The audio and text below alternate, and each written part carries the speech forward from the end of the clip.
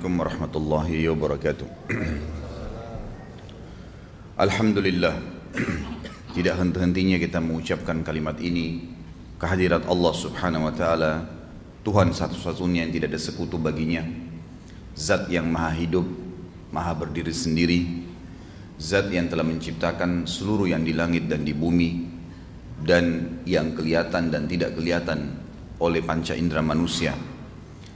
Telah diajarkan oleh Nabi kita Muhammad SAW untuk selalu mengucapkan kalimat Alhamdulillah, dan ini kalimat rahasia seorang hamba diberikan dan ditambahkan nikmatnya. Maka sangat wajar kalau kita membaca Alhamdulillah, wassalatu wassalamu ala rasulillah, dan kita membacakan salawat dan taslim kepada Nabi SAW, juga karena Allah dan malaikatnya memberikan salam kepada beliau. Bahasan kita melanjutkan tentang sirah atau mohon maaf, sejarah para sahabat Nabi. Dan pada pagi ini kita berharap Allah subhanahu wa ta'ala berkahi majelis kita membahas Khalifah Rashidah yang keempat, Ali bin Abi Thalib radhiyallahu anhu. Sebelum membahas tentang beliau, ada beberapa hal yang saya ingin titik beratkan dulu. Yang pertama, ikhwan dan akhwat sekalian, sejarah-sejarah tokoh Islam, terutama kalangan raja-raja, kalangan orang-orang saleh, banyak sekali. Tidak ada umat yang sekaya umat Islam dalam informasi seperti ini. Kita kalau ingin mencari raja-raja yang terkenal orang Islam, banyak. Ingin cari orang kaya umat Islam, banyak. Ingin mencari orang pintar orang Islam, banyak. Nggak ada batasnya. Dan subhanallah, tidak ada umat seperti umat Islam yang pada figur satu orang itu berkumpul padanya hampir semua kelebihan ini. Ada raja, orang beriman, kaya raya, fisiknya sempurna, berani, banyak keturunan, berkumpul semuanya. Ada raja-raja, raja saja, punya wilayah kekuasaan, tapi apakah dia pintar? Apakah dia mendalami agamanya? Raja manapun, kaisar manapun Nasrani, tidak pernah bertemu antara seorang kaisar itu dengan kelebihan dia patuh dengan agamanya, seorang alimnya. Selalu dipisahkan dalam agama mereka antara seorang pemimpin sama orang yang alim. Kalau kita berbeda, dalam Islam ini luar biasa. Kita malah tidak memilih seorang pemimpin kecuali memang ada padanya ilmu agama. Dan kalau dia sudah paham ilmu agama, dia tahu agama menyuruh dia menjadi orang yang mampu untuk mengeluarkan zakat, disuruh membantu orang-orang, dia akan ada pertanggungjawaban hari kiamat dari perbuatan-perbuatan dia. Baik dia akan dapat balasan surga, buruk dia akan dapat hukuman. Dan kisah-kisah orang-orang yang akan kita sampaikan, yang kita akan sampaikan ini adalah Ali radhiyallahu anhu, dan sebelumnya dari Abu Bakar, Umar, Uthman. Ini orang-orang yang bersatu tadi semuanya. Udah pintar pendidikan agamanya, maksudnya pengetahuan agamanya sangat luas. Kemudian secara fisik mereka juga sempurna. Mereka secara iman tidak bisa ditanggulangi, tidak bisa lagi dibahas karena luar biasanya keyakinannya kepada Allah. Dan mereka raja, gitu kan. Mereka mencapai tingkat yang sering dikejar oleh orang-orang tanpa mereka jadwalkan sebelumnya. Dan subhanallah, begitu menjadi raja karena mereka punya ilmu agama, maka tercapailah prestasi-prestasi yang luar biasa. Telah sampai kepada kita dan sudah saya sampaikan alhamdulillah tentang bagaimana kehidupan Abu Bakar, bagaimana perannya, kiprahnya, bagaimana Umar, bagaimana Uthman, dan hari ini kita masuk ke Ali radhiyallahu anhu. Dan ini yang dikenal dengan Khulafaur Rasyidin. Memang disuruh kita menjadikan mereka sebagai suri tauladan. Maka bagi yang mencari figur kekuasaan raja, dia akan temukan di sini. Yang mencari figur keimanan, kezuhudan, ilmu agama, dia akan temukan nanti di sini. Kalau dia mencari seseorang yang memiliki kekayaan tapi memang dihabiskan di jalan Allah, juga ada di sini. Apa saja, seorang ayah yang berhasil, seorang suami yang berhasil, ada semua pada diri mereka. Maka sangat salah kalau ada orang tidak menjadikan mereka sebagai suri tauladan. Teman-teman sekalian, kita adakan tablik akbar ini bukan seremoni, bukan meramaikan masjid. Bukan hanya saling mengajak satu sama yang lain, tapi kita harus mengikhlaskan niat kita dan kita mengambil pelajaran dari orang-orang ini. Abu Bakar, Umar, Uthman dan Ali, betul mereka sahabat Nabi, tapi mereka manusia seperti kita. Mereka punya dua mata, mereka punya dua tangan, mereka punya dua kaki. Mereka juga punya waktu 24 jam sebagaimana kita 24 jam. Bukan berarti para sahabat punya waktu 28 jam, lebih 4 jam dari kita. Tidak, sama saja. Dan kisah-kisah mereka dijaga oleh Allah Azza wa Jalla dan sampai kepada kita sekarang, itu untuk menjadi ibrah agar kita bisa menjadi seperti mereka.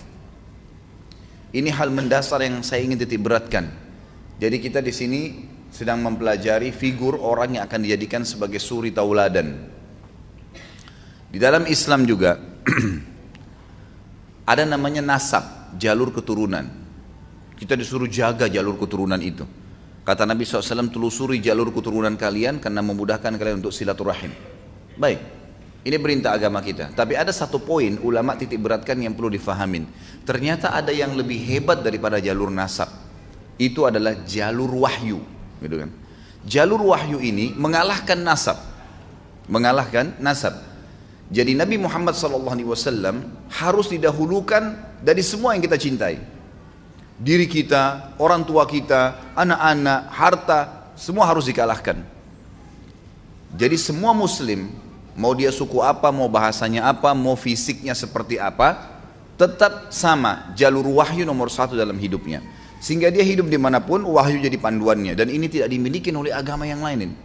Bahkan agama Samawiyah profetis saja yang dulu, Yahudi dan Nasrani tidak memiliki ini, konsep ini. Mereka tidak punya konsep ini. Orang-orang yang dianggap belajar agama, ya sudah agama. Gak ada hubungannya antara agama dengan politik, gak ada hubungannya antara agama dengan ekonomi dan seterusnya. Makanya orang-orang barat sekarang bingung melihat umat Islam. Ini agama apa Islam ini? Semuanya dihubungkan dengan agama. Bangun tidur hubungkan dengan agama, mau makan hubungkan dengan agama, pakai baju hubungkan dengan agama, mau menikah hubungkan dengan agama, ekonomi, politik semua dengan agama. Sementara mereka tahunya tidak bisa agama dicampur baurkan dengan pemerintahan. Makanya mustahil bagi mereka seorang pendeta pastor jadi presiden, mustahil itu. Kalau kita terbalik, kita malah titik beratkan seorang alim yang kita sodorkan untuk menjadi pemimpin. Bahkan sampai sekarang para dai-dai kita sepakat, selama bukan orang alim yang kita pilih sebagai pemimpin, maka akan terjadi seperti sekarang. Jangan heran kalau tempat zina masih terbuka, khamr masih dibolehkan, media masih bebas. Ya pemimpinnya memang orang awam, wajar saja itu. Dan kalau bukan seorang alim ulama yang memimpin kita, kira-kira siapa yang akan memimpin? Tentu orang awam yang datang, gitu kan? Saya sudah jelaskan waktu itu dari sisi Abu Bakar, Umar, Uthman dan sekarang Ali radhiyallahu anhum ajma'in. Tidak ada subhanallah di antara mereka yang mahir sebelum dikenal Islam ilmu ekonomi. Gak ada waktu itu teknologi canggih. Tapi kiprah mereka dalam kehidupan bermasyarakat, bersosial, berekonomi, berpolitik luar biasa hanya karena landasannya wahyu. Makanya jalur wahyu ini mengalahkan jalur semua termasuk jalur nasab nih. Yang kita tahu tidak ada mantan orang tua, tidak ada mantan anak. Dalam Islam kita ditekankan untuk menjaga jalur tersebut, gitu kan?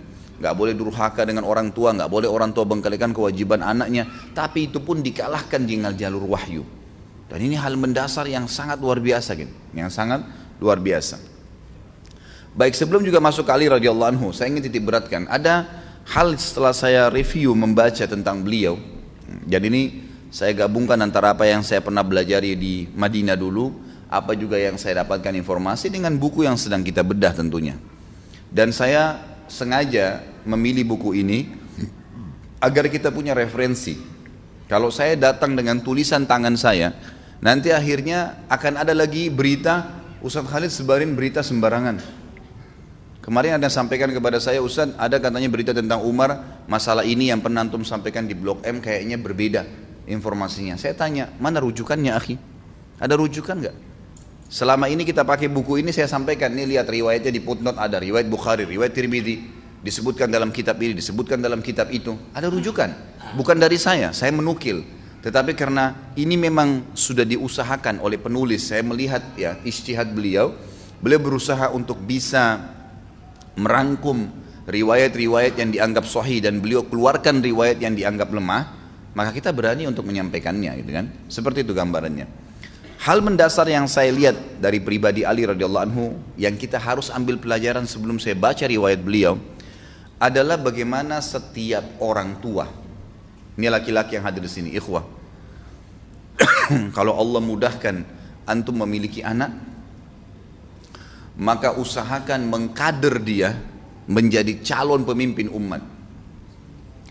Dalam arti kata begini, ada beberapa anasir, poin-poin untuk mencetak kader umat.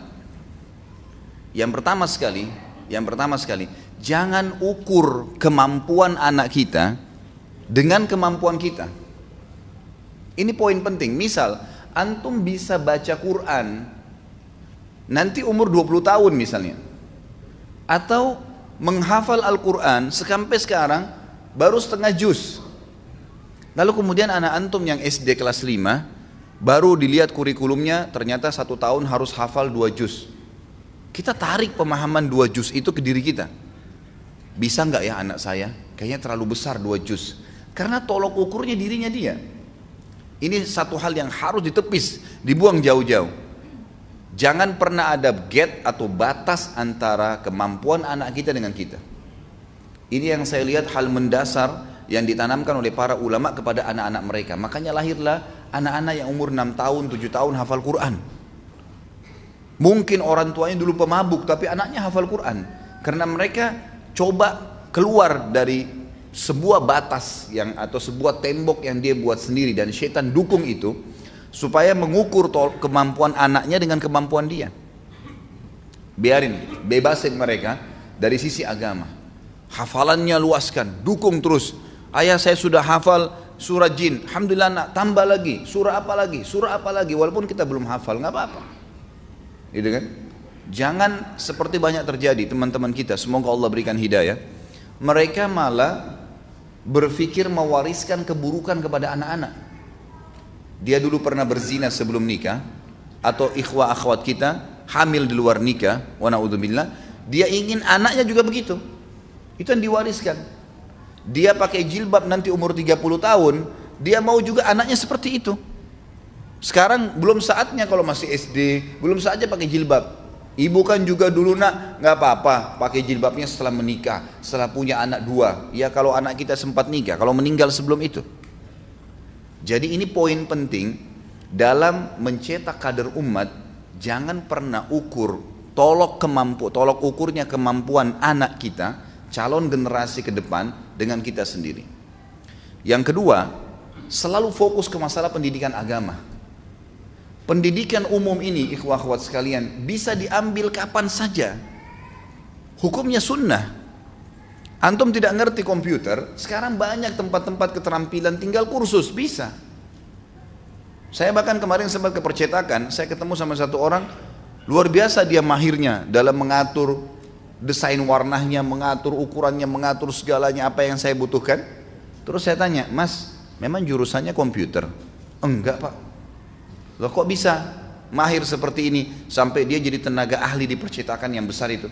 Dia bilang ini otodidak, saya cuma duduk, kurang lebih kalau nggak salah dia bilang setahun. Saya mulai masuk sini tidak ngerti apa-apa, kemudian saya pegang komputer, akhirnya saya belajar sendiri jadi bisa seperti sekarang. Artinya mudah gitu kan? Tapi agama nggak bisa seperti itu. Agama harus dengan talaki, harus dengan belajar. Harus ada seorang alim. Buku ini kalau antum beli, mohon maaf saya tidak katakan diri saya seorang alim. Kalau antum beli dan dibaca sendiri otodidak, dengan kalau ada seorang ustadz atau alim antum datangin dan dibaca di hadapan dia atau dibacakan seperti sekarang, kemudian ditambahkan, dikuatkan, ya, dijelaskan informasi di dalamnya, itu jauh bedanya dengan otodidak, jauh sekali, gitu kan? Dan memang Islam harus seperti itu, talaki. Para sahabat bertalaki dari Nabi SAW, para tabiin bertalaki dengan para sahabat, gitu kan? Dan dalam poin ini mendahulukan ilmu agama, ajak mereka dari kecil. Ini ikhwah, jazakumullah khair, yang bawa anak-anaknya kecil di sini, saya sangat dukung. Ajak anak-anak ke masjid, ajak anak-anak ke majelis ilmu. Hiburan mereka bukan mall. Mall sudah selesai sejarahnya waktu antum dulu. Hiburan mereka buat mereka cinta dengan majelis ilmu.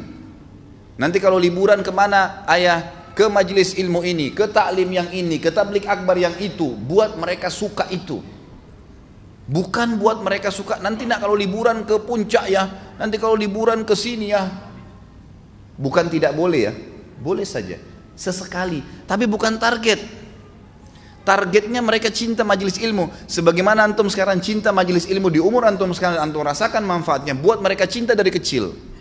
Itu sangat luar biasa itu. Ini pelajaran, saya sebutkan poin ini dari kehidupan Ali radhiyallahu anhu ya. Nanti kita lihat. Ali radhiyallahu anhu ternyata memang adalah kader Nabi SAW. Bukan main-main. Anak ini dari kecil, dari umur 6 tahun diambil oleh Nabi SAW, lalu dibina di rumah kenabian. Dan ternyata betul-betul menjadi figur yang luar biasa, luar biasa. Saya kalau baca riwayat beliau, sampai sempat mau netesin air mata, bagaimana luar biasanya beliau. Kepribadian-kepribadian yang luar biasa, yang tidak bisa digambarkan. Dan tidak kalah dengan 3 temannya sebelumnya. Semua punya kelebihan yang luar biasa. Uthman, Umar dan Abu Bakar radhiyallahu anhum ajma'in. Luar biasa figur-figur ini tercetak, terorbit betul-betul. Dan saya lihat poin ini yang difokuskan oleh Nabi SAW. Gitu kan? Nabi SAW tidak pernah membatasi Ali karena umur 6 tahun kemudian tidak disampaikan wahyu. Apa saja agama disampaikan. Apa saja. Saya kagum dengan seorang ikhwah pernah datang ke saya di Kalibata, saya pas selesai taklim, dia bilang, Ustaz, alhamdulillah saya bisa ikut pengajian Ustaz. Kenapa akhi? Sudah lama saya lihat di YouTube. Dan ini Ustaz, anak saya, ada anaknya mungkin kelas 2, kelas 3 SD. Kenapa anaknya Pak? Dia bilang, ini anak saya, setiap malam kalau mau tidur saya dengarkan ceramah Ustaz. Awalnya. Sekarang Ustaz ketagihan, setiap mau tidur harus dengar ceramahnya Ustaz Khalid. Dan hampir semua ceramah sudah didengar sama dia dari YouTube. Gitu kan? Sekarang setiap malam dia ketagihan dengar ceramah. Itu kalau ayahnya mati, saya jamin sudah jadi amal jariah itu. Jadi yang diidolakan seorang alim, seorang dai, sekali lagi saya bukan katakan diri saya, siapapun ustadz ya, siapapun yang memang kebetulan ada, kita punya peluang, alhamdulillah. Cuma saya bahasakan diri saya di sini karena memang teman-teman di sini, alhamdulillah tim kita sudah ada yang memang langsung mengupload, gitu kan. Kalau ada ustadz yang lain silakan, siapa saja yang bisa berikan manfaat. Tapi memang harus ilmu agama di sini, fokusnya adalah masalah ilmu agama. Itu kewajiban, sementara ilmu lain itu umum. Ilmu lain umum. Yang ketiga, hubungkan antara fasilitas yang diberikan kepada anak-anak itu dengan prestasi. Dengan prestasi. Kalau kamu hafal 5 juzna, ayah berikan sepeda. Emang begitu. Apa yang dia minta? Ayah minta ini. Baik, syaratnya ya 2 juz Quran. Nih surah ini nak hafalnya. Selalu Quran. Kalau sudah hafal Quran, sekian 10 hadis. Setiap bulan 10 hadis kasih duit, nggak apa-apa. Oh nanti Ustaz dia tidak ikhlas. Itu bukan masalah ikhlas atau tidak ikhlas. Tidak ada hubungannya orang keikhlasan dengan terima duit. Kalau seandainya kita mau bicara keikhlasan, maka tidak perlu ada yang berinfak. Sekarang kalau misalnya ada satu orang berinfak di jihad di jalan Allah nih, dia keluarin duitnya, dia berikan kuda, unta semua. Terus orang yang terima, gimana orang yang terima itu? Berarti dia tidak ikhlas karena dia terima dari orang lain. Enggak ada hubungannya. Ikhlas itu bicara masalah hati. Kalau begitu semua dosen enggak boleh terima gaji dong. Enggak ada hubungannya itu. Jadi hubungkan prestasi dia dengan sesuatu, gitu kan? Maksudnya hubungkan fasilitas itu dengan prestasi, ini penting, gitu kan? Jadi berikan support, maka ini penting sekali. Hubungkan dan selalu prestasinya hafal Quran, hafal Quran, hafal Quran. Ya, ikut di majelis ilmu. Kalau ada sesuatu yang positif terus, ada pertanyaan masalah agama terus didukung, seperti itu. Saya melihat di sini bahwasanya Ali radhiyallahu anhu terbentuk ya, memang sejak dini karena umur 6 tahun diambil oleh Nabi SAW. Setelah Nabi SAW melihat Abu Talib pamannya memiliki anak yang cukup banyak dan Nabi SAW sudah menikah dengan Khadijah dan punya kemampuan. Dan waktu sebelumnya Nabi SAW pernah hidup di rumah Abu Talib, numpang. Maka beliau balas jasa, beliau mengambil Ali. Dan mulai semenjak itu Ali dianggap seperti anaknya sendiri, karena ini sepupunya. Kemudian Nabi SAW didik betul-betul menjadi kader yang luar biasa. Dan kita bisa lihat hasil pendidikan itu dari apa yang kita pelajari nantinya. Saya bilang di sini, mendidik anak sejak dini di atas ilmu dan iman akan melahirkan ulama yang kokoh dan kekar nantinya. Juga pengalaman ilmu yang benar hanya akan melahirkan kebaikan. Kalau dia terbiasa dengan kebaikan-kebaikan ilmu, nanti dia akan terbentuk dengan ilmu itu. Gitu. Nanti kalau terbentuk ilmu itu akan membentuk juga pribadi dia yang sangat kuat serta menjaga atau menjadi tauladan di masyarakat. Ada poin penting lain lagi. Masalah berhubungan mengkader umat ini, kita juga harus tahu ya, kita ini umat terpilih, ikhwah akhwat sekalian. Umat terpilih. Wallahi ikhwah akhwat sekalian, agama yang kita anut ini agama yang paling benar. Inna dina indallahil Islam. Enggak ada yang lain. Agama yang antum anut ini, yang antum sekarang sedang pelajari halal haramnya, yang antum terapkan dalam kehidupan sehari-hari, antum hati-hati dari pelanggarannya dan antum kerjakan yang diperintahkan adalah agama yang paling benar. Allah mengatakan agama di sisi Allah hanya Islam. Dalam ayat lain, a'udzu minasyaitonir rajim, wa may yabtaghi ghairal islami dinan falan yuqbala min wa huwa fil akhirati minal khasirin. Siapa yang coba-coba pilih selain Islam sebagai agamanya tidak akan diterima darinya. Jadi tidak perlu cari ajaran lain. Tidak perlu sibukkan dengan yang lain dan bangga dengan agama ini. Serta orang Islam, umat Islam ini telah jelas dalam wahyu dijanjikan kemenangan dan akan memimpin dunia. Kita ini pemimpin dunia, cuma sekarang lagi dinina-bobokkan saja. Harus bangun. Firman Allah Subhanahu wa taala yang berbunyi, A'udzubillahi minasyaitonirrajim. Mohon maaf, ini hadis Nabi sallallahu alaihi wasallam. Innallaha la yughayyiru ma biqaumin hatta yughayyiru ma bi anfusihim. Ayat ini Al-Qur'an. Allah tidak akan mengubah satu umat sampai mereka mengubah diri mereka sendiri. Ayat ini mengandung dua makna. Jangan difahami satu makna saja.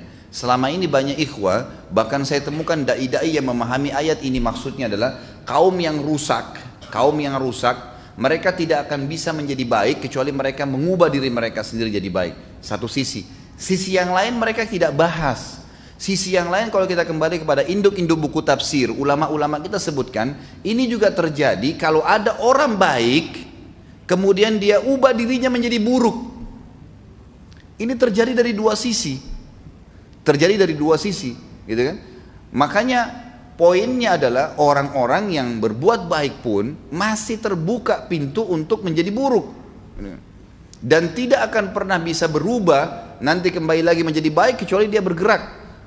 Dalam agama kita ini adalah agama yang bergerak, agama yang harus ada upaya. Saya kasih contoh.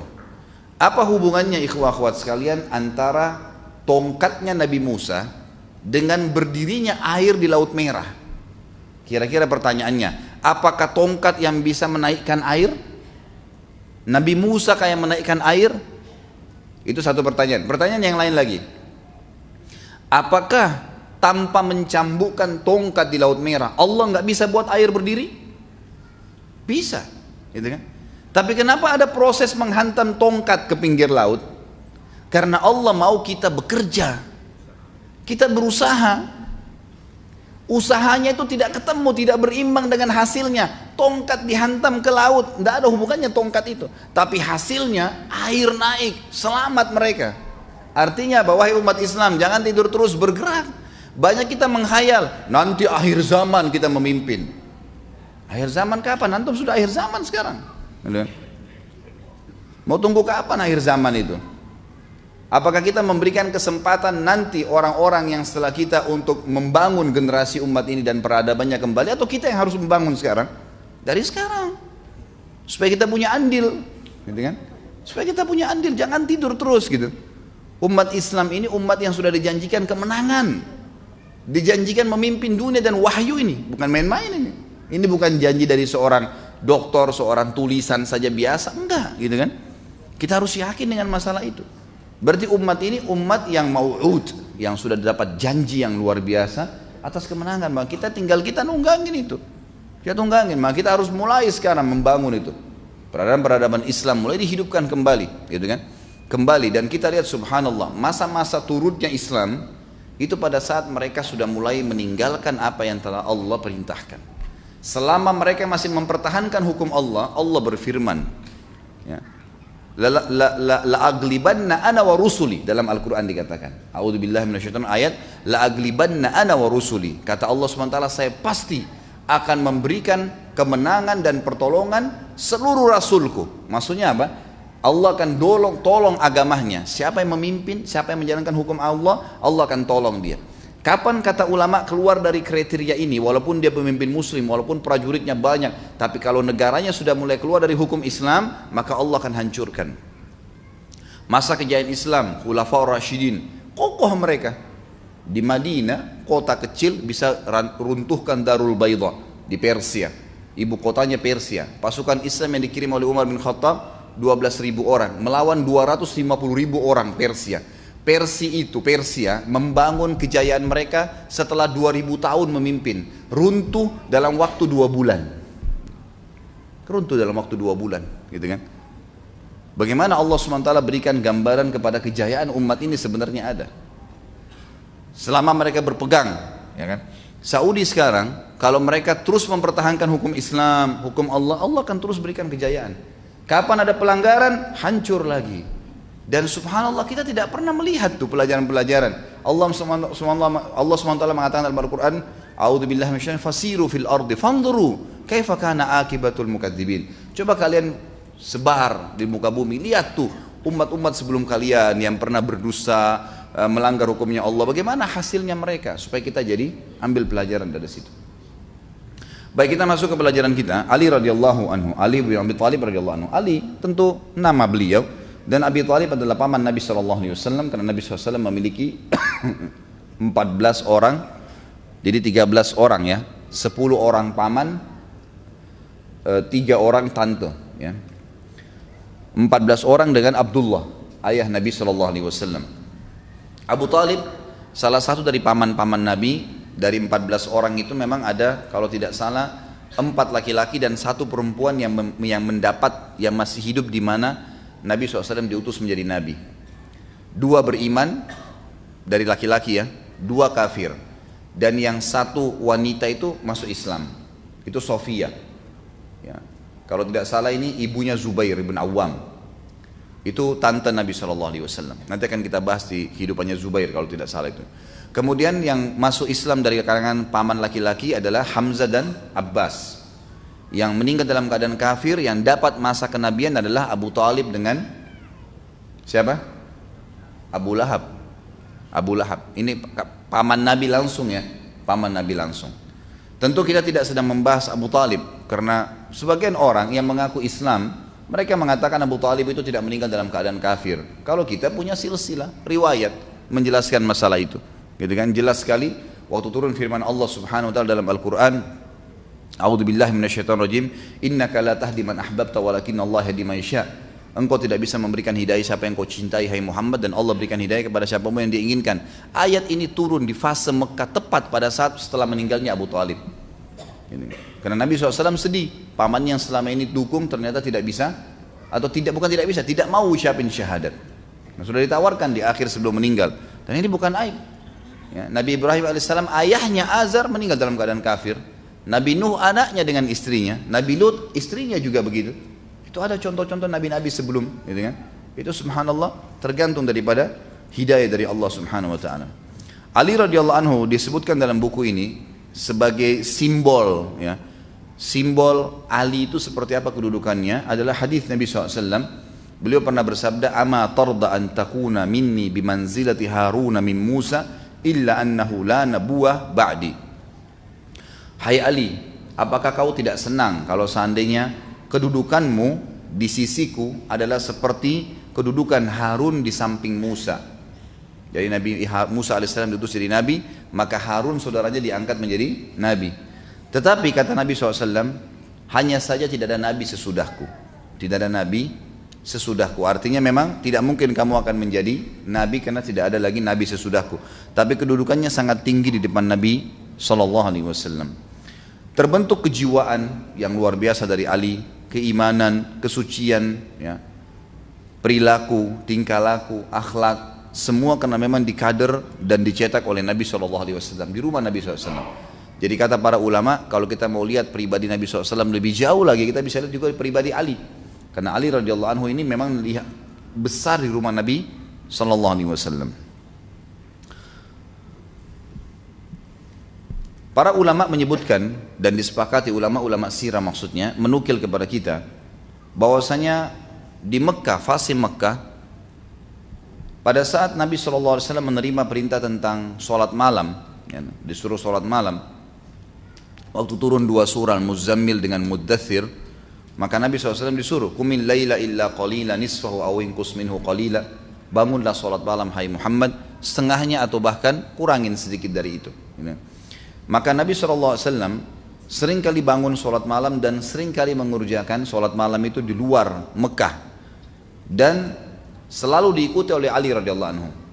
Ali selalu mengikuti beliau pada saat itu. Jadi belum ada orang yang mengerjakan sholat di Mekah kecuali Nabi SAW dan diikuti oleh Ali pada saat itu.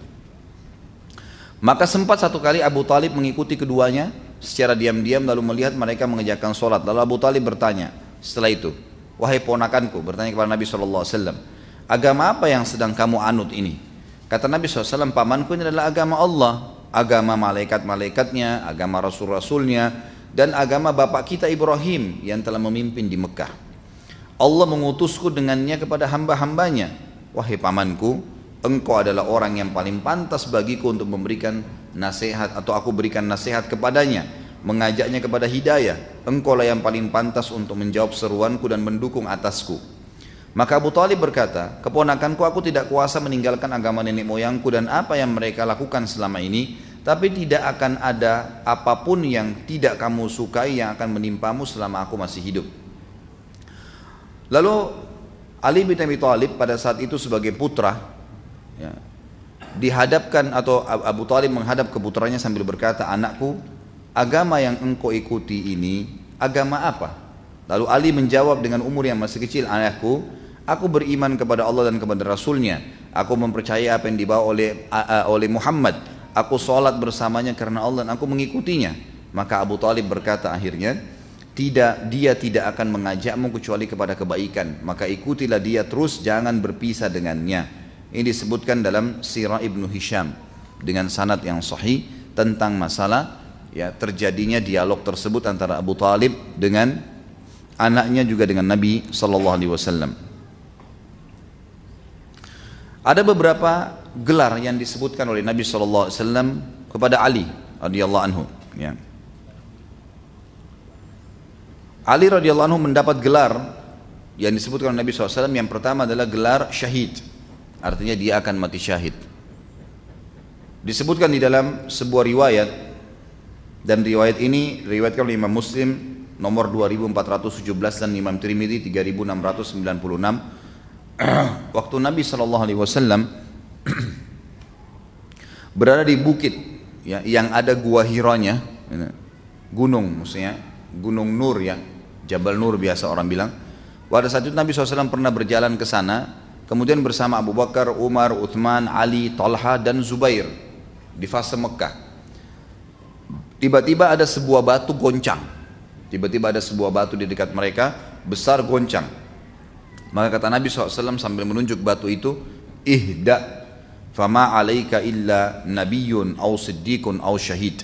Tenanglah, karena di atas gunung ini, di dekatmu hai batu, tidak ada yang lain kecuali seorang nabi, seorang siddiq Abu Bakar, dan yang lainnya orang-orang yang akan mati syahid. Di sini maksudnya adalah Umar, Uthman, Ali, Talha, Zubair, dan subhanallah lima-limanya mati syahid. Sebagaimana sabda Nabi SAW. Jadi ini julukan atau gerakan gelar pertama yang Nabi SAW sampaikan, berita gembira kepada Ali semasa dia masih kecil di Mekah, ya kan? Karena memang Ali beda jauh umurnya dengan Abu Bakar, dengan Umar, gitu kan? Dia masih anak-anak sekali. Nabi SAW dengan Abu Bakar sama Umar bedanya cuma 2 tahun, 3 tahun, gitu kan? Tapi kalau Ali beda jauh sekali. Nabi SAW diutus menjadi Nabi, sementara Ali itu masih kecil sekali. Kemudian juga Nabi SAW telah memberikan gelar atau ya, gelar sebenarnya di sini disebutkan gelar ya, gelar kealiman. Dia akan menjadi seorang alimnya kaum muslimin. Sebagaimana sabda beliau disebutkan oleh Imam Ahmad di jilid 1 nomor 88 hadisnya, dan Imam Nasai juga menyebutkan dalam Khasais dan Al-Adawi mengatakan sahih dengan kumpulan jalan periwayatnya. Kata Nabi SAW kepada Ali, idhab fa inna Allah ta'ala sayuthabbitu lisanaka wa yahdi qalbak. Nanti riwayatnya lebih lengkap setelah ini, akan ada penjelasan nanti. Jadi satu waktu pernah Ali radhiyallahu anhu diutus ke Yaman, kemudian untuk menjadi dai. Lalu Ali berkata, ya Rasulullah, saya lebih muda dari mereka, bagaimana bisa saya menggurui mereka? Lalu kata Nabi SAW, pergilah, karena sesungguhnya Allah akan menunggukan lisanmu dan membimbing hatimu. Artinya kau akan mendapatkan ilmu dari Allah Subhanahu Wa Taala yang kau akan bisa membimbing mereka. Penulis ini mengatakan ini juga termasuk gelar Nabi SAW. Dia akan menjadi seorang alim. Dia akan menjadi seorang alimnya ulama, alimnya sahabat. Yang ketiga, dapat jaminan surga. Sebagaimana sabda Nabi SAW disebutkan oleh Imam Ahmad dan disahihkan oleh Syekh Albani di silsilah hadis sahih atau sahihul jami' nomor 50. Yang kata Nabi SAW, Abu Bakar fil jannah, wa Umar fil jannah, wa Uthman fil jannah, wa Ali fil jannah, wa Talha fil jannah, wa Zubair fil jannah, wa Abdurrahman bin Auf fil jannah, wa Sa'd bin Abi Waqqas fil jannah, wa Sa'id bin Zaid fil jannah, wa Abu Ubaidah bin Jarrah fil jannah. Ini 10 orang yang masuk surga. Abu Bakar pasti masuk surga, Umar dijamin masuk surga, Uthman dijamin masuk surga, Ali dijamin masuk surga, Talha dijamin masuk surga, Zubair dijamin masuk surga, Abdurrahman bin Auf dijamin masuk surga, Sa'ad bin Abi Waqqas dijamin masuk surga, Sa'id bin Zaid dijamin masuk surga, dan Abu Ubaidah bin Jarrah dijamin masuk surga. Saksi bahasan kita ada di sini Ali, salah satu dari 10 orang yang dijamin masuk surga. Yang keempat, Nabi SAW memberikan julukan kepada Ali pelaksana amanah beliau. Pelaksana amanah beliau. Jadi Nabi SAW kalau ingin sesuatu apapun selalu Ali yang didahulukan. Selalu Ali yang didahulukan. Artinya Ali didahulukan sini untuk mengerjakan apa yang merupakan tugas beliau Sallallahu Alaihi Wasallam. Dikatakan atau disebutkan dalam riwayat yang sahih, riwayat Imam Ahmad dan Imam Tirmidzi. Kalau Imam Ahmad di jilid 4 nomor hadisnya 165, kemudian Imam Tirmidzi di nomor hadis 3719, dan ini dihasankan oleh Syekh Albani dalam Sahih Jami' nomor 4091, di mana Nabi SAW mengatakan, Aliyun minni wa ana min Ali wa la yuaddi anni illa ana au Ali. Ali adalah bagian dariku, artinya dia adalah orang yang selalu aku tugaskan, dan aku bagian juga dari Ali. Makanya kalau aku tidak ada, Ali bisa mengambil keputusan itu. Tidak ada yang menunaikan untukku selain aku sendiri atau Ali. Artinya Ali selalu didahulukan oleh Nabi Sallallahu Alaihi Wasallam dalam masalah apapun yang berhubungan dengan masalah pekerjaan ini.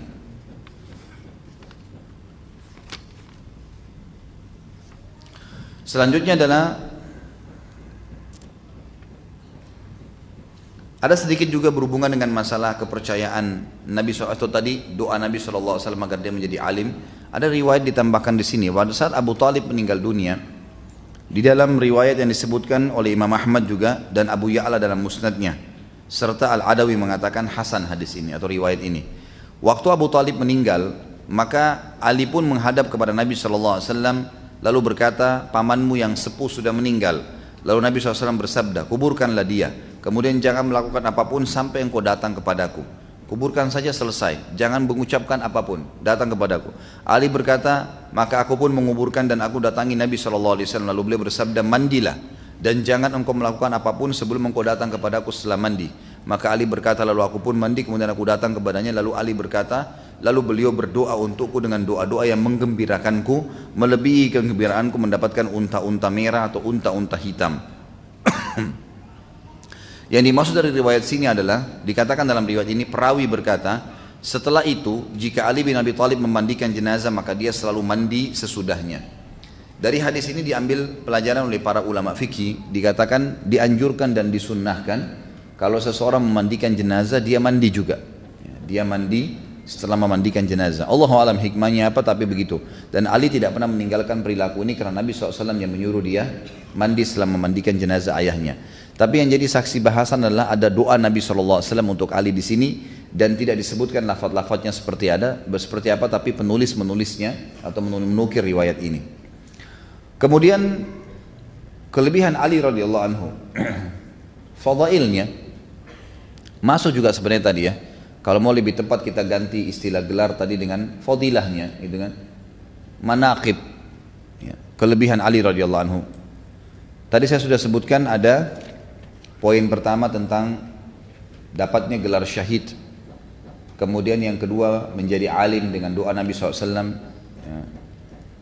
Kemudian yang ketiga jaminan surga baginya. Yang keempat kepercayaan Nabi SAW dalam menjalankan semua amanah.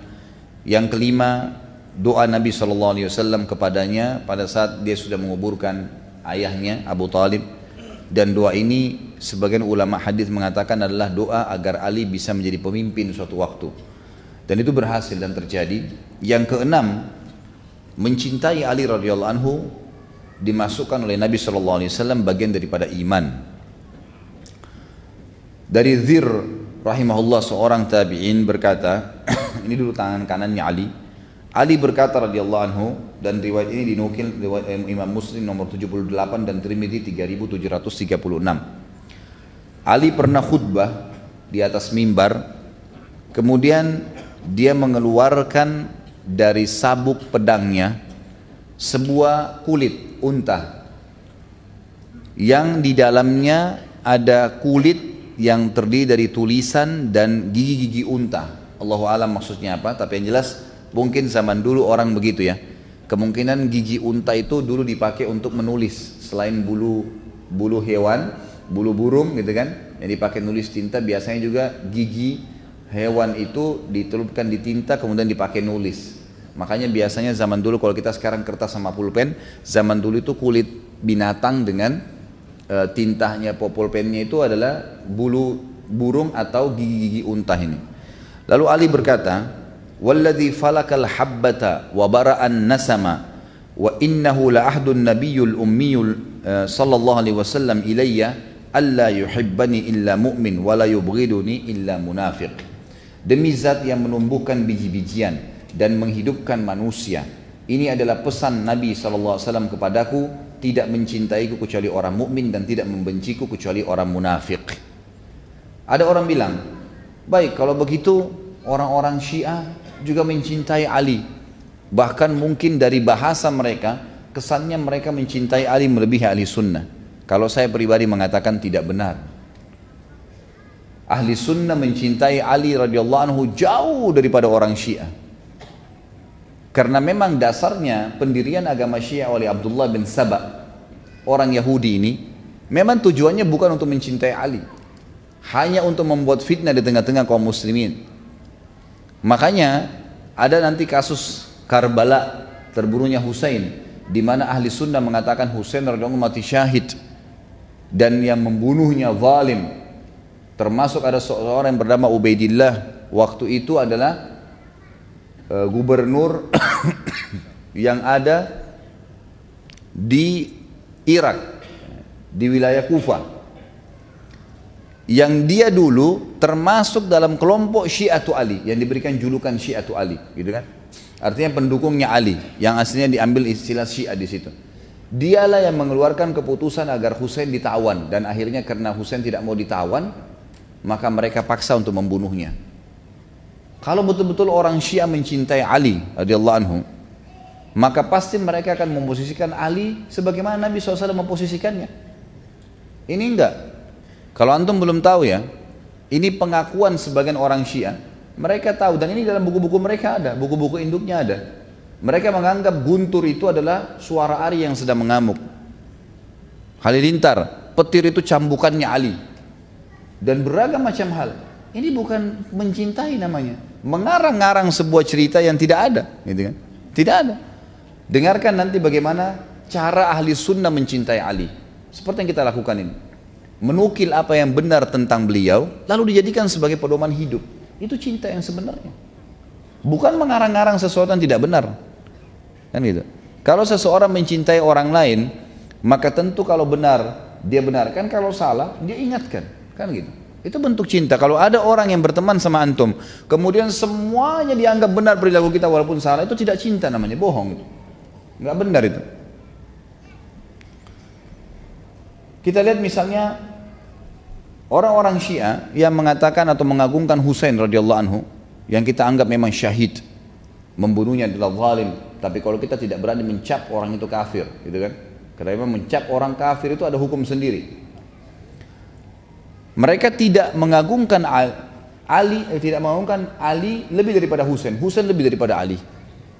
Kalau mereka memang mencintai Nabi SAW, yang mengatakan yang mencintai Ali adalah bagian daripada iman Nabi SAW, artinya Nabi harus lebih dicintai. Posisinya sekarang tidak seperti itu.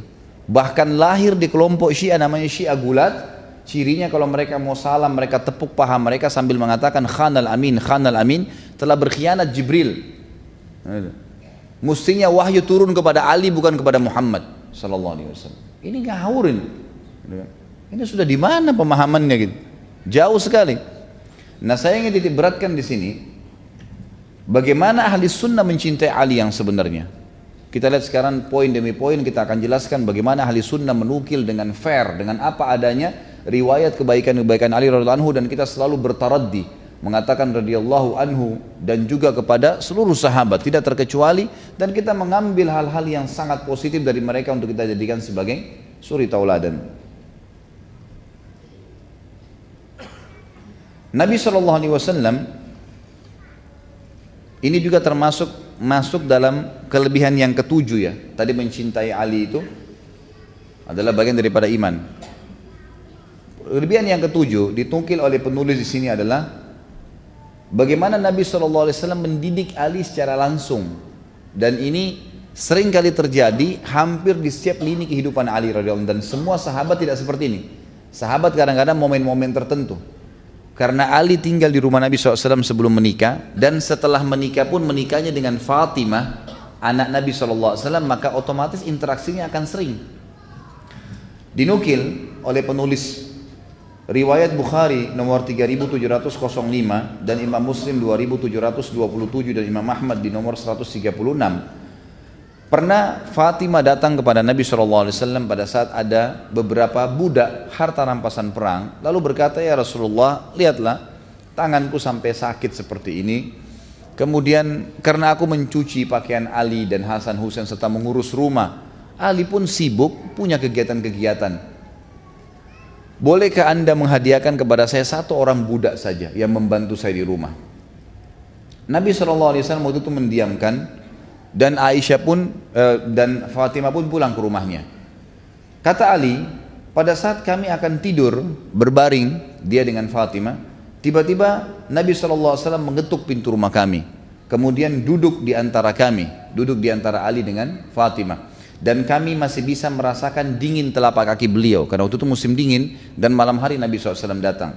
Kemudian berkata ya, pada saat itu, ala uallimukuma khairan mimma sa'altumani idza akhadtuma madaji'ahuma tukabbirani arba'an wa thalathin wa tusabbihani thalathan wa thalathin wa tahmadani thalathan wa thalathin fa huwa khairun lakuma min khadim. Maukah kalian berdua aku ajarkan sesuatu yang lebih baik daripada apa yang kalian minta? Kalian berdua minta pembantu tadi, ada yang lebih baik daripada pembantu. Nabi SAW didik mereka secara langsung, gitu kan? Jika kalian berdua hendak tidur, maka bertasbihlah, bacalah ya, Allahu Akbar sebanyak 34 kali, bertakbirlah 34 kali, kemudian bertasbihlah Subhanallah 33 kali, kemudian bertahmidlah Alhamdulillah 33 kali. Itu lebih baik daripada kalian mendapatkan seorang pembantu. Kata ulama hadis di sini, ada banyak hal yang diambil pelajaran. Yang pertama adalah Nabi SAW memang menyampaikan wahyu ini, wahyu Allah Subhanahu Wa Taala tentang mestinya seorang Muslim pada saat mau tidur baca zikir tadi, dan pada saat capek bekerja juga dia hibur dirinya dengan membaca Allah Akbar 34 kali, Subhanallah 33, Alhamdulillah 33. Dan yang paling pertama disampaikan kepada Ali dan Fatimah radhiyallahu anhuma. Ya. Kemudian juga yang lain adalah bagaimana Nabi SAW peduli dalam pendidikan anaknya, anak mantunya, sampai didatangin sendiri, gitu kan, didatangin sendiri. Dan ini penulis buku mengkhususkan mengatakan sebenarnya ini didikan Nabi SAW termasuk kepada Ali radhiyallahu anhu. Selanjutnya yang kedelapan adalah gelar Nabi SAW kepadanya dengan Abu Turab. Abu Turab, ya. Turab ini sebenarnya tanah ya. Ini dinukir riwayatnya oleh Imam Bukhari nomor 3703.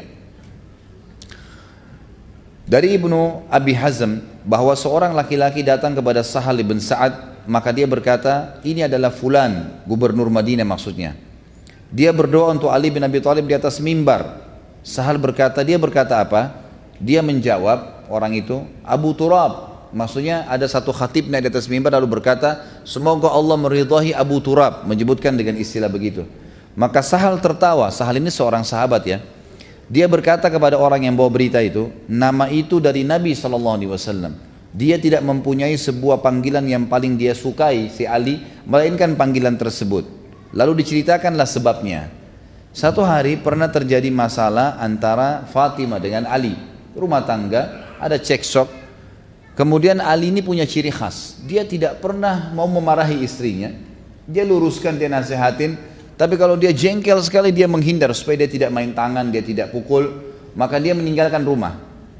Satu hari terjadi hal yang sangat menyakitkan bagi Ali, tapi tidak disebutkan apa kira-kira penyebabnya. Lalu kemudian Ali pun menuju ke masjid. Menuju ke masjid, lalu kemudian Ali tidur di tanah. Lantai masjid kan dari tanah. Kemudian dia menggosok-gosokkan badannya di tanah itu, melampiaskan marahnya ke tanah itu, gitu kan. Maka datanglah Nabi SAW ke rumah Fatimah dan Ali, lalu tanya, di mana Ali? Kata Fatimah, di masjid. Dan Nabi SAW sudah mengetahui sedang terjadi sesuatu.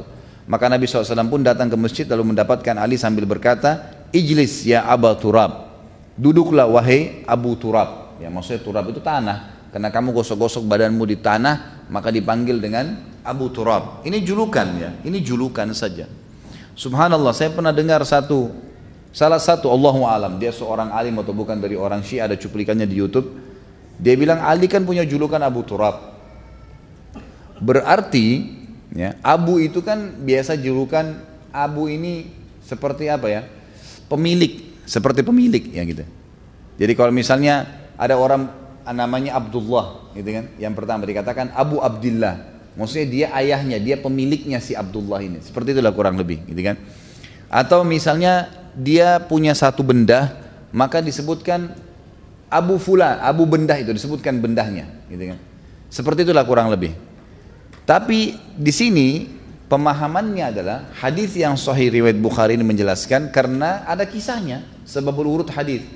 Orang-orang Syiah mengatakan tidak. Abu Turab ini maksudnya adalah Ali pemilik seluruh bumi ini, gitu kan?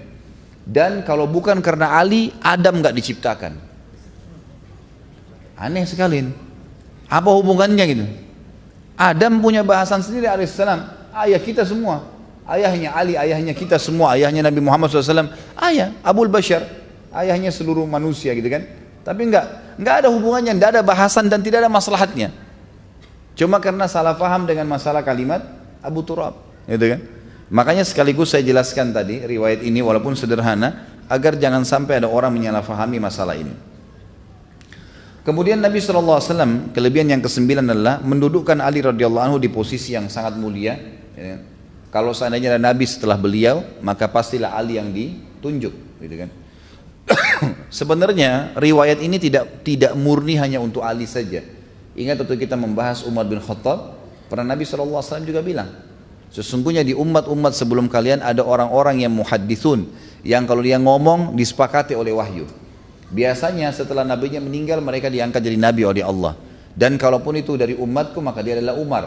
Berarti kan ada pernyataan Nabi SAW yang hampir serupa. Disebutkan kepada Ali dan Umar. Kalau Umar tadi begitu, riwayat yang saya sebutkan, kalau Ali adalah riwayat yang dinukil oleh Imam Bukhari nomor 3316 dan Imam Muslim 2404, di mana Nabi SAW mengatakan tadi hadis yang pertama sekali di pembukaan saya sebutkan, ala tarda an takuna minni bimanzilati Harun min Musa illa annahu laisa nabiyyun ba'di. Maukah kamu hai Ali, ridhokah kamu kalau seandainya kamu mendapatkan kedudukan di sisiku seperti kedudukan Harun dari Musa, hanya saya tidak ada nabi setelahku. Artinya kalau ada nabi kau juga akan dinobatkan menjadi nabi. Ini juga sebuah fadilah. Jadi kalau saya berikan poin sebenarnya ke-9 ini, manaqibnya kelebihan Ali adalah kedudukannya di mata Nabi SAW. Di sini terdiri dari beberapa riwayat. Yang pertama kedudukannya menjadi seorang nabi kalau nabi seandainya ada nabi setelah Nabi SAW. Ya. Kemudian juga pernah terjadi dalam hadis yang sahih diriwayatkan oleh Abu Ya'la dan Imam Ahmad dengan sanad yang hasan. Sa'ad bin Abi Waqqas radhiyallahu anhu, salah satu yang dijamin surga juga, berkata, Aku sedang duduk di masjid, aku bersama dua orang laki-laki bersamaku dan kami sempat membicarakan tentang Ali yang kayaknya kurang patut, kurang tepat gitu. Maka Nabi SAW datang kepada kami pada saat lewat dan mendengarkan apa yang sedang kami bicarakan, maka beliau marah. Kemarahan Nabi SAW tersebut terlihat di wajahnya dan beliau berkata, "Malakum wa mali, man adza aliyan faqad adzani." Apa urusan kalian denganku? Kemungkinan kata ulama hadis adalah orang-orang ini sedang membicarakan tentang pernikahan Ali dengan Fatimah. Kenapa kok Ali yang diterima lamarannya? Karena waktu itu Fatimah sempat dilamar oleh beberapa orang sahabat, tapi Nabi SAW memilih Ali. Poin itu yang sedang dibahasakan, sedang dibicarakan. Makanya Nabi SAW mengatakan, waktu itu kan Nabi yang nikahkan. Maka Nabi mengatakan, apa urusannya kalian dengan keputusanku? Barang siapa yang menyakiti Ali, berarti dia telah menyakitiku. Artinya Ali sekarang sudah jadi anak mantuku. Kalau ada yang bilang memprotes kenapa saya nikahkan Fatimah sama Ali, berarti seakan-akan menyakiti aku, menyakiti Ali juga. Nggak ada gunanya, untuk apa? Gitu kan? Jadi ini memahami makna hadis seperti itu. Kalau ada yang selain daripada ini maknanya Allahu alam, tapi ini yang saya ketahui. Kemudian yang ketiga riwayatnya, tentu masih poin 9 ya. Kedudukan Ali di sisi Nabi SAW, pertama dianggap sebagai Nabi kalau Nabi SAW meninggal, kalau ada Nabi.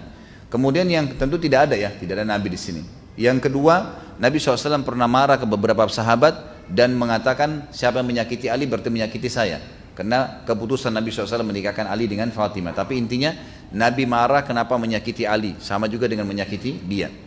Yang ketiga riwayat Abu Bakar radhiyallahu anhu, sahabat Nabi yang mulia yang masyhur, yang sudah kita pernah bahas kehidupannya beliau. Riwayat ini dinukil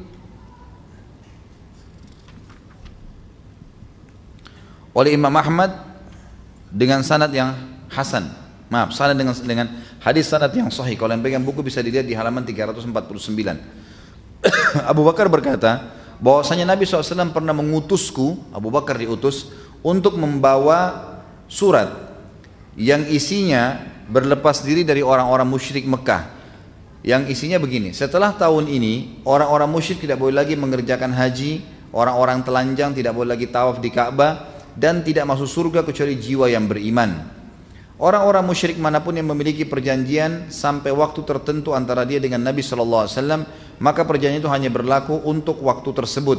Allah dan Rasulnya berlepas diri dari orang-orang musyrikin. Abu Bakar berangkat menuju ke Mekah membawa, dan ini biasanya kalau Nabi SAW tugasin sebuah tugas seperti ini berarti memang orang pilihannya Ali.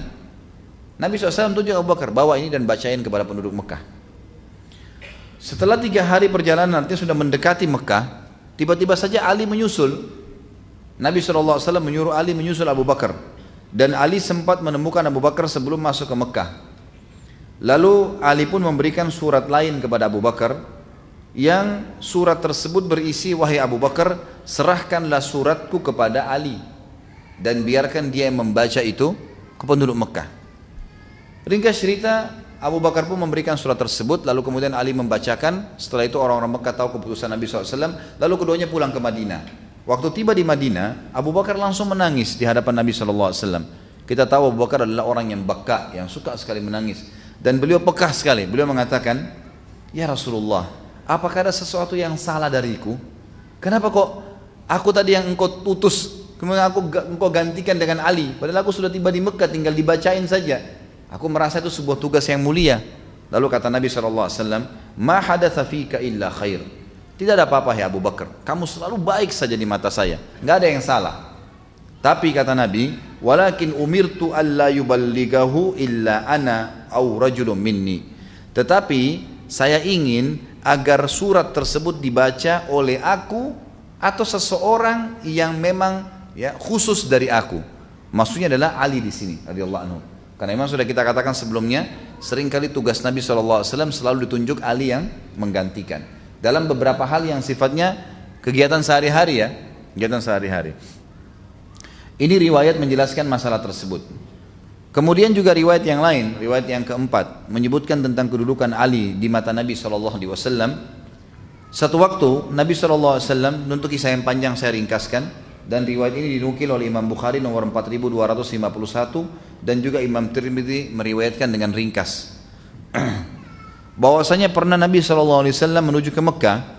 Dari Al-Bara berkata radhiyallahu anhu, ia berkata ketika Nabi SAW menunaikan umrah di bulan Zulqa'dah, orang-orang Mekah tidak mengizinkan beliau masuki Mekah. Sampai Nabi SAW sepakat untuk kembali dan akan masuk tahun depan dan tidak tinggal di sana selama 3 hari. Dan tinggal di sana maksudnya di Mekah selama 3 hari. Ketika mereka menulis perjanjian, mereka menulis inilah yang disepakati, yang disetujui oleh Muhammad Rasulullah. Mereka mengatakan kami tidak setuju dan kami tidak mengakui kamu sebagai Nabi. Maka Nabi SAW pun mengatakan kepada penulis waktu itu Ali, berkata, wahai Ali, hapuslah dan tulislah Muhammad bin Abdullah. Kata Ali radhiyallahu anhu, ya Rasulullah, saya tidak ingin menghapus nama anda selamanya. Lalu Nabi SAW mengatakan hapuslah, maka dihapuslah tulisan tersebut. Ringkas cerita, waktu mereka mau meninggalkan Mekah, ini yang jadi saksi bahasan, datanglah salah satu anak, ya, Hamzah.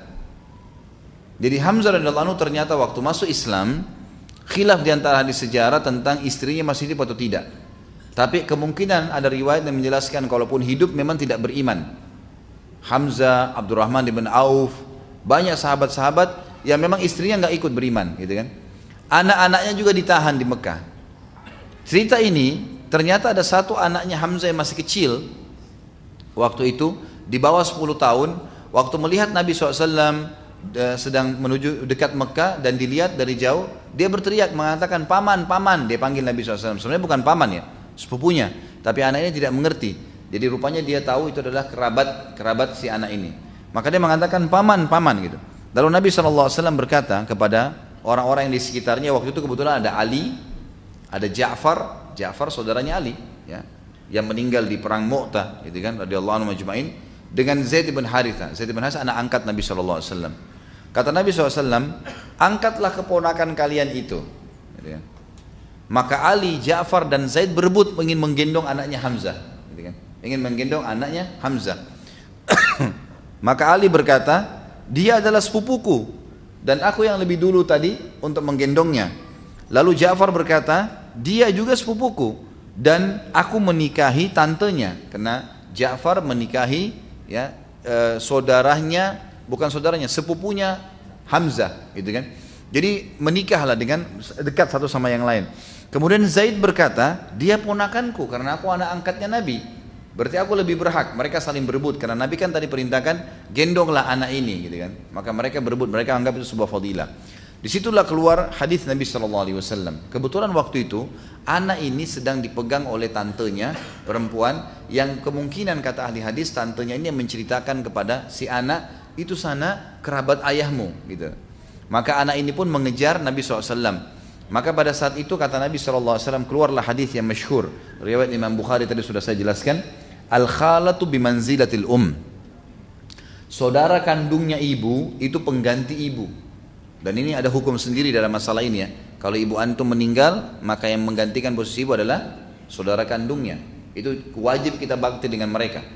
Jadi kalau di kedudukan dalam bakti, kalau orang tua kita meninggal, nomor 1 pengganti ibu adalah saudarinya ibu, saudarinya ibu, bukan saudaranya, ya. Biasa dikenal dalam bahasa Arab dengan khalah. Kemudian datang setelah saudarinya ibu, saudara kandungnya ayah, paman, silang, ya.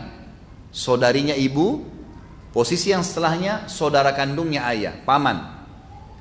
Kemudian datang setelah itu saudaranya ibu laki-laki, baru datang saudarinya ayah perempuan, gitu. Jadi ini posisi yang ulama mengatakan pengganti orang tua pada saat meninggal, yang lebih pantas untuk dibakti. Kata Nabi SAW, al-khalatu bimanzilatil tante, saudarinya, ibunya anak ini lebih pantas untuk memeliharanya. Kalian boleh menggendongnya tapi bukan membawanya ke Madinah. Lalu waqala li Aliyun, lalu Nabi SAW berkata kepada Ali, anta minni wa ana minka. Saya bagian dari kamu, kamu bagian dari saya. Artinya kamu nggak usah pikir bawa anak ini atau tidak, tetap aja kamu akan hidup bersama saya. Wa qala li Ja'far, dan Nabi SAW berkata kepada Ja'far, saudaranya Ali, ashbahta khalqi wa khuluqi. Kamu juga nggak usah khawatir, karena kamu orang yang paling mirip secara fisik dengan saya dan secara akhlak. Artinya nggak usah berebut tentang anak ini, kamu juga punya kedudukan sendiri. Wa qala li Zaidin, dan beliau berkata sallallahu alaihi wasallam kepada Zaid bin Haritha, anak angkat Nabi, anta akhuna wa maulana. Kamu saudara kami dan kamu adalah maulana. Maula ini istilah budak yang dibebaskan, gitu kan? Wa qala Aliun ala tatazawwaj binta Hamzah. Wahai Rasulullah, Ali berkata, tidakkah Anda menikahi anaknya Hamzah? Ternyata ada anak Hamzah perempuan yang sudah dewasa. Kata Ali, tidakkah Anda nikahi anaknya Hamzah yang perempuan ini? Bukan yang baik, bukan yang kecil tadi ya, ada yang lain, gitu kan? Qala innaha ibnatu akhi minar radha'ah. Sesungguhnya dia adalah ya, anak keponakanku dari susuan. Tapi saksi bahasan kita adalah bagaimana Nabi SAW mengatakan pada Ali, anta minni wa ana minka. Ada riwayat yang lain menunjukkan kedudukan Ali radhiyallahu anhu di mata Nabi SAW, dan itu subhanallah dinukil oleh Muawiyah bin Abi Sufyan. Ini keadilan ahli sunnah wal jamaah. Kita mengangkat semua riwayat dan tidak ada yang kita benci. Muawiyah radhiyallahu anhu seorang sahabat yang mulia, dan juga ini masih sepupu Nabi SAW karena ayahnya Abu Sufyan. Ketemu tetap sama-sama di Quraisy, gitu kan? Banyak orang kadang-kadang tidak faham masalah ini. Ya. Akhirnya mereka menganggap membenci sebagian dan mengkafirkan sebagian, gitu kan? Ini tidak benar, atau mencintai sebagian saja mereka. Muawiyah radhiyallahu anhu, pada saat terjadi perselisihan yang kita sebutkan tentang perang Siffin di tahun 37 Hijriah di bulan Safar, Sa'ad bin Waqqas radhiyallahu anhu berkata kepada Muawiyah, mengapa engkau tidak mencela Abu Turab? Jadi ada cerita, sekaligus saya sampaikan sekarang. Salah satu kasus terbesar di kehidupannya Ali di zaman khilafahnya beliau adalah terjadinya perang Siffin. Siffin ini perang, Siffin sebuah lokasi di negeri Syam, di wilayah Syam. Waktu Uthman bin Affan terbunuh, dan sudah kita jelaskan di akhir hidup beliau terbunuh, di depan rumahnya Uthman radhiyallahu anhu, dan yang banyak masuk di dalam rumahnya Uthman itu jumlahnya orangnya, sebagian ahli sejarah mengatakan kalau bukan puluhan ratusan. Dan tidak ditahu siapa yang membunuh Uthman secara khusus langsung, karena pada saat Uthman ada yang tusuk, yang lain pada ikutin nusuk-nusuk semuanya. Jadi tidak jelas siapa. Tapi yang jelas yang membunuh Uthman adalah pengikutnya Abdullah bin Sabah. Siapa Abdullah bin Sabah? Pendiri pemahaman Syiah. Semua buku sejarah ahli sunnah menjelaskan dengan riwayat yang sahih, pembunuh-pembunuhnya Uthman adalah pengikutnya Abdullah bin Sabah. Nanti juga yang membunuh Ali pengikutnya Abdullah bin Sabah. Ya, ini semua orang-orang yang sudah jelas tersebar fitnah, gitu kan? Dan perlu diambil pelajaran teman-teman sekalian. Abdullah bin Sabah adalah orang Yahudi yang pura-pura masuk Islam. Dan kita punya lebih dari beberapa riwayat yang menjelaskan banyaknya orang Yahudi yang menyelip di tengah-tengah umat Islam untuk membuat kekacauan. Bukan sekarang ya, dari dulu. Bukan mustahil sekarang juga begitu. Banyak mereka menggunakan nama-nama Islam. Kalau antum belum pernah dengar, pernah ada dua orang Yahudi di zaman keemasan Mesir dulu, khilafah Mamalik namanya ya.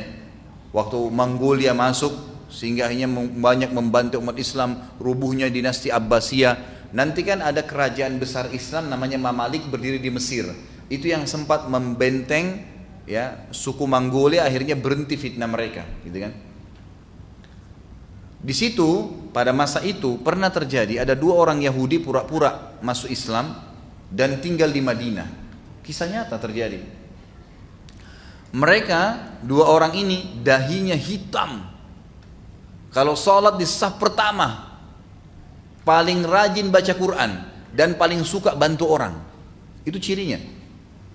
Subhanallah, salah satu Raja Mamalik ini mimpi melihat Nabi SAW dalam mimpi dan cuma mengucapkan tolong saya, kalimat itu saja. Maka raja ini pun segera ke Madinah, besoknya berangkat mengumpulkan masyarakatnya, ada apa dengan kalian? Kok saya mimpi Nabi SAW bilang tolong saya? Apa yang saya akan tolong Nabi? Apakah kalian penduduk Madinah ini punya masalah karena kalian adalah tetangga Nabi SAW? Ada sesuatu? Kumpulkan keluarga-keluarga Nabi yang ada. Ada masalah dengan kalian? Gak ada. Pasti nggak ada masalah, nggak ada masalah. Baik, ada nggak penduduk Madinah yang belum ikut sama kalian? Kata mereka ada, 2 orang yang belum ikut. Dan itu orang yang paling terbaik di antara kami. Ini orang Yahudi ternyata. Lalu si raja ini bilang, pada saat itu saya tidak ingat namanya ya, tapi raja ini, riwayat ini masyhur. Raja ini kemudian pergi ke rumahnya dua orang itu, lalu duduk ngobrol, tidak ada sesuatu yang mencurigakan. Subhanallah, sebelum keluar dari rumahnya orang yang dianggap tadi orang alim, dahinya hitam, suka membantu kalau sholat di saat pertama, orang Madinah semua tahu ini orang terbaik kami. Kata si raja ini, saya tiba-tiba melihat ada sebuah karpet permadani di tanah, dan saya tiba-tiba ingin sekali karpet itu. Lalu kemudian saya pun bilang, saya ingin karpet itu. Padahal sebenarnya dia tidak butuh, dia raja, dia bisa beli karpet yang mahal. Kenapa dia tiba-tiba mau karpet itu? Dia bilang, tiba muncul perasaan saya itu. Lalu saya pun berkata, saya ingin karpet itu. Kata orang itu, tolong jangan, ini cuma karpet satu-satunya. Pokoknya dia nggak mau kasih. Kata raja ini, saya tidak tahu, baru pertama kali dalam hidup saya ingin berbuat zalim. Saya ingin mengambil secara paksa. Waktu ditarik ternyata di bawah karpet itu ada lubang, dan lubang itu ternyata menuju ke kuburan Nabi SAW. Tinggal 2 hari lagi mereka gali. Itu sudah mereka bisa sampai ke kuburan Nabi SAW. Niatnya ingin mencuri jasadnya Nabi. Itu terjadi itu. Dan itu sejarah Islam mencatat itu. Ada orang Yahudi yang seperti ini. Ada orang Yahudi, gitu kan? Bayangkan dia bisa dahinya hitam, orang yang paling baik, orang yang semua, kedoknya munafik, gitu kan? Dan itu juga terjadi sebelumnya di Abdullah bin Sabah yang mendirikan pemahaman Syiah. Pura-pura Islam. Dan terbongkar di kalangan para sahabat ditahu, dan yang membunuh Abdullah bin Sabah adalah Ali radhiyallahu anhu. Karena memang dianggap dia mengaku Ali sebagai Tuhan. Waktu ditangkap dia sebarkan fitnah bahwasanya Ali lebih baik daripada Abu Bakar dan Umar serta Utsman. Lalu ditangkap oleh Ali. Dia bilang, apa kau bilang itu? Dia bilang, iya, saya yang bilang itu. Kata Ali, kau harus bertobat karena tidak pernah saya lebih baik daripada ketiganya. Lalu kata dia, saya tidak mau bertobat. Kata Abdullah bin Sabah, saya tetap anggap kau yang terbaik, karena itu memang fitnahnya dia. Itu memang fitnah. Dia tahu dengan menyebarkan fitnah, dengan seperti ini Ali adalah turunan Nabi, keluarga Nabi, dengan menggunakan nama keluarga Nabi, orang akan fanatik nantinya, dan muncul betul pemahaman itu kan. Maka kata Ali, kalau kau tidak mau taubat, maka saya akan membunuhmu, kisos. Dia bilang, kalau kau bunuh saya berarti kau adalah dia, kau adalah Tuhan. Menyebarkan fitnah yang lebih besar lagi. Sama Ali dibunuh. Gitu kan? Sama Ali dibunuh. Subhanallah, sekarang di Iran kuburannya Abdullah bin Sabah ada, diagung-agungkan, sama dengan kuburannya Abu Lu'lu yang membunuh Umar radhiyallahu anhu. Dibuat kuburan yang mewah, ditawafin, diminta tolong setiap hari. Pemahaman Abdullah bin Sabah tersebar. Orang Islam tidak sadar, gitu kan? Kita tidak sedang membahas individual ya. Individual teman-teman kita yang di Iran, semoga Allah kasih hidayah, banyak yang tidak tahu, lahir dalam keadaan pemahaman itu. Tetapi orang tidak faham bahwasanya umat ini sedang diserang dari dalam dan banyak, terutama kalangan orang Yahudi. Pemahaman Abdullah bin Sabah sekarang tersebar, itulah pemahaman Syiah yang banyak dari orang Yahudi asalnya. Dari orang Yahudi asalnya. Allahu a'lam.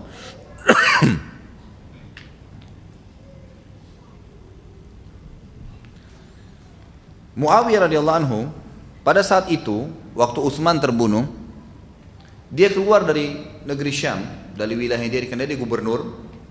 Dia minta agar Ali radhiyallahu anhu sebelum dipilih jadi khalifah, tolong tangkap dulu pembunuhnya Utsman. Ini fitnah besar terjadi. Jangan biarin ini terjadi. Setelah Utsman pembunuhnya ditangkap, kami akan baiat.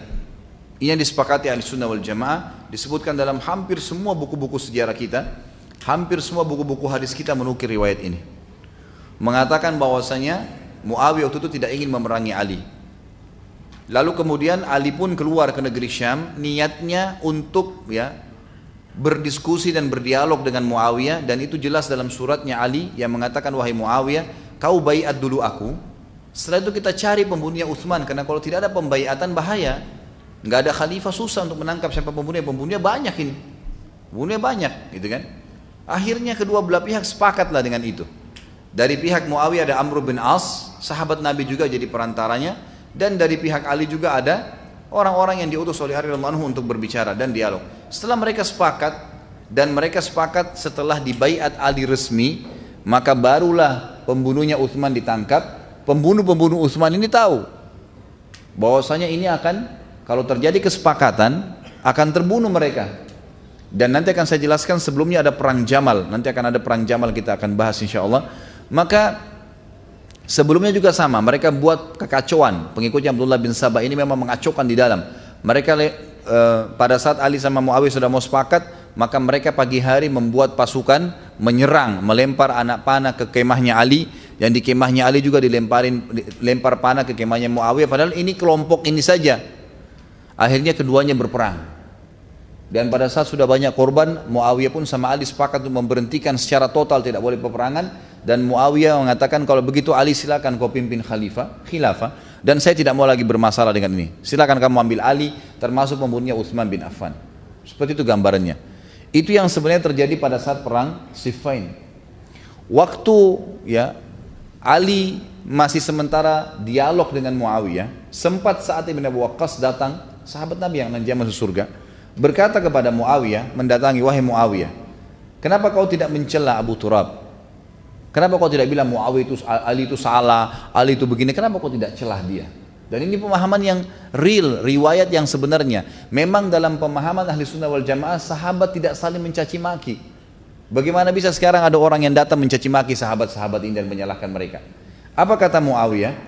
Saat menjawab, mengapa kau tidak celah Abu Turab? Saat menjawab, mohon maaf, Muawiyah menjawab, selama aku teringat 3 perkara yang diucapkan Rasulullah SAW kepada Ali, maka aku tidak akan pernah mencelahnya, tidak mau menyalahkannya. Hanya saja aku ingin menuntut haknya sepupuku, karena Muawiyah sama Utsman sepupu, ibu sama ibunya saudara, gitu kan. Saya hanya mau nuntut darahnya sepupuku, ditangkap pembunuhnya baru. Tapi selama saya tahu riwayat ini, artinya saya tidak akan mungkin menyalahkan Ali. Saya tidak mau ribut dengan khilafahnya Ali. Saya hanya tuntut darahnya Utsman. Jadi memang ini pemahaman ahli sunnah yang sebenarnya. Seandainya aku, kata Muawiyah, selama aku mengingat 3 hal perkara yang diucapkan Rasulullah SAW kepada Ali, maka aku tidak akan pernah bisa mencelahnya dan aku tidak akan pernah mau menyalahkannya. Seandainya aku memiliki salah satu saja dari 3 itu, aku pasti lebih suka daripada unta merah, kata Muawiyah. Jadi Muawiyah sendiri dalam posisi memuji Ali radhiyallahu anhu, tidak permasalahkan masalah khilafahnya. Dia mengatakan, aku mendengar beliau berkata kepada Ali, tidakkah kau ridha hai Ali mendapatkan kedudukan Harun di sisi Musa, hanya di sisiku, hanya saja tidak ada nabi setelahku. Kalau seandainya, kata Muawiyah, hadis ini disebutkan kepadaku, maka aku lebih suka daripada seluruh dunia. Tapi itu Ali yang mendapatkannya, maka aku tahu Ali lebih afdal daripada aku. Yang kedua, aku mendengarkan Nabi SAW juga bersabda di perang Khaybar, nanti kita jelaskan di kancah peperangan Ali, la utiyanna rayata rajulan yuhibbullaha wa rasulah wa yuhibbullahu wa rasuluh, qala fatatawalna laha faqala ud'u li aliyan. Nanti akan riwayat panjangnya ya. Aku menyerahkan panji kepada seseorang besok, jadi setelah mengepung Khaybar selama 43 hari dan belum menembus Khaybar, maka Nabi SAW mengatakan, aku akan memberikan panji kepada seorang laki-laki yang mencintai Allah dan Rasulnya, dan Allah dan Rasulnya juga mencintainya. Maka keesokan paginya Nabi SAW memanggil Ali, dan ini sebuah fadilah. Muawiyah mengakui itu.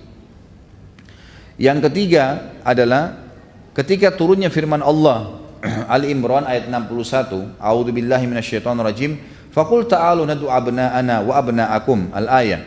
Katakanlah hai Muhammad, waktu Nabi SAW disuruh bermubahala namanya, mengajak ahli kitab, orang-orang Yahudi yang ada di Madinah, ayo kita mubahala. Mubahala itu tanding, bukan tanding sebenarnya ya, jadi saling ngadu argumen. Ayo kita bermubahala, kita berkata, ya Allah, siapa yang benar berikanlah dukungan, siapa yang salah turunkan azabmu dari langit.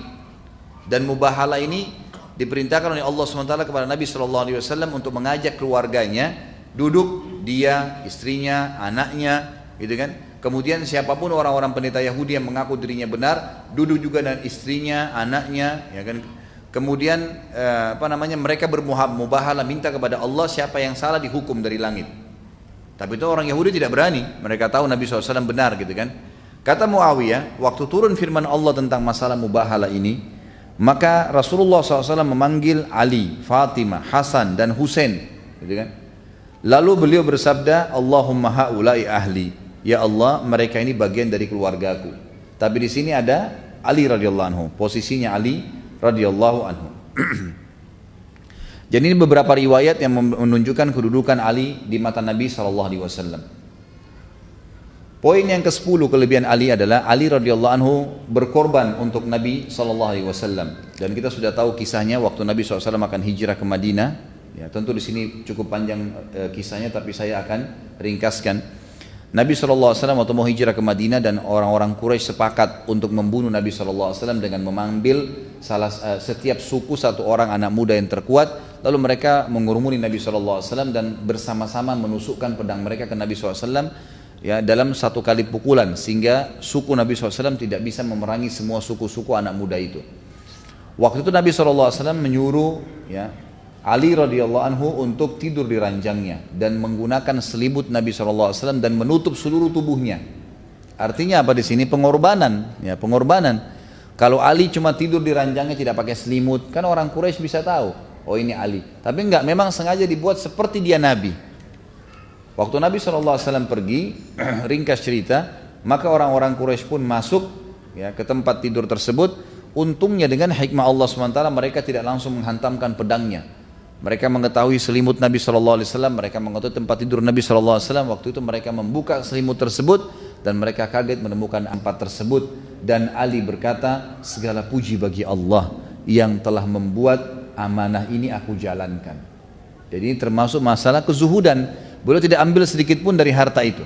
Disebutkan dalam riwayat yang lain, pada saat beliau memimpin, beliau sempat memindahkan kepemimpinan dari Madinah ke Kufah. Khilafahnya beliau di Kufah, di Irak. Dan di Kufah telah dibangun oleh masyarakat Kufah istana yang besar untuk beliau. Pada saat beliau melihat istana tersebut dengan singgasananya, Ali cuma disuruh masuk untuk jadi raja saja di situ, gitu kan. Maka Ali pun berkata pada saat itu, istana kesombongan, aku tidak akan pernah tinggal di tempat seperti ini. Lalu Ali lari seperti dikejar oleh hewan buas dari istana itu maksudnya. Jadi Ali nggak mau, dia tetap tinggal di rumahnya saja.